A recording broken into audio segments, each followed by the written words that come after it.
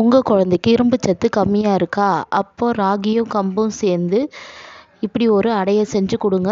கண்டிப்பாக விரும்பி சாப்பிடுவாங்க. உங்கள் குழந்தைங்களா இருந்தாலும் சரி, பெரியவங்களாக இருந்தாலும் சரி, கண்டிப்பாக ஸ்கிப் பண்ண மாட்டாங்க. அதுக்கு நான் கேரண்டி. வாங்க எப்படி செய்யறதுன்னு வீடியோக்குள்ளே போய் பார்க்கலாம். இப்போ நான் ராகியும் கம்பும் சேர்த்து அரைச்ச 1 கப்பு மாவு எடுத்துக்கிறேன்.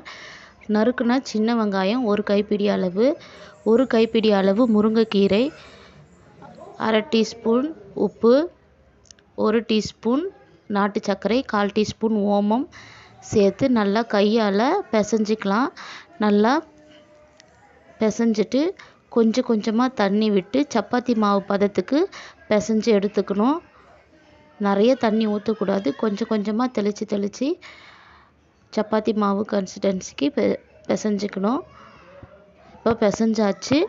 இப்போ இதில் நான் 4 ராகி அடை செய்ய போகிறேன். 4 பால்ஸ் நான் செஞ்சுட்டேன். இப்போது ஒரு பிளாஸ்டிக் கவரில் எண்ணெயை தடவி அதுக்கு சென்டர் பாயிண்டில் அந்த பால் வச்சு மேஷை வச்சு நான் இப்போ நல்லா ரவுண்ட் ஷேப்புக்கு பண்ணிக்க போகிறேன்.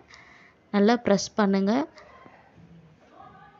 ப்ரெஸ் பண்ணால் இந்த மாதிரி ஷேப் கிடைக்கும். ஸ்டவ் ஆன் பண்ணிவிட்டு தவா காஞ்சதும் நம்ம செஞ்சு வச்சுருக்கிற அடையை எடுத்து குக் பண்ணிக்கலாம்.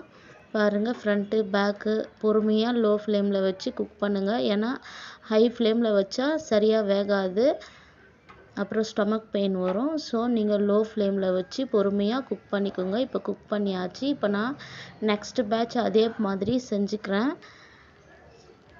இப்போது நெக்ஸ்ட் பேட்சும் செஞ்சாச்சு. இப்போ நமக்கு சுவையான ராகி கம்பு அடை நம்மளுக்கு ரெடி ஆயிடுச்சு. நீங்களும் வீட்டில் ஒரு தடவை கண்டிப்பாக ட்ரை பண்ணி பாருங்கள். ரொம்ப சத்தானது. இது ஈவினிங் ஸ்நாக்ஸாகவும் நீங்கள் செஞ்சு கொடுக்கலாம், இல்லை லஞ்சுக்காகவும் செஞ்சு கொடுக்கலாம். தேங்க்ஸ் ஃபார் வாட்சிங்.